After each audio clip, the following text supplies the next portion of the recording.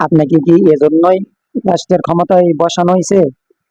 আপনি যুক্তরাষ্ট্রে বসে বসে বলেন আওয়ামী লীগের নিষেধাজ্ঞা যে কোনো সময় আবার তুলে নেওয়া হবে, তাদের কর্মকাণ্ড আবার চালু করে দেওয়া হবে।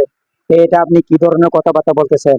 আপনার মাথা কি ঠিক আছে নাকি উল্টা পাল্টায় গেছে? বাংলাদেশের মানুষ এত কষ্ট করলো, এত রক্ত দিল, হ্যাঁ, এত কষ্ট করে দেশটা স্বাধীন করলো, আর আপনি যুক্তরাষ্ট্রে বসে বসে বলেন যে তাদের নিষেধাজ্ঞা যে কোনো সময় আবার তুলে নেওয়া হবে। এজন্যই কি বাংলাদেশের মানুষ এত কষ্ট করছে?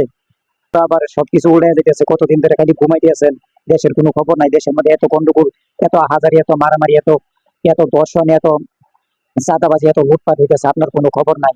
আপনি বসে বসে ঘুমান। আপনার এই কথা উইথড্র করে নেবেন খুব তাড়াতাড়ি, না হয় বাংলাদেশের মানুষ যদি আবার খেপে যায়, আপনাকেও খেদাই দিন, আপনারাও খেদাই দিব, বুঝেন? আপনি অনেকদিন ধরে ঘুমাইতেছেন, কিছু কইতেছেন না বাংলাদেশের জনগণ, অনেকদিন ধরে ঘুমাইতেছেন। ঘুমাইতেছেন নাকি নিজের পুঁজি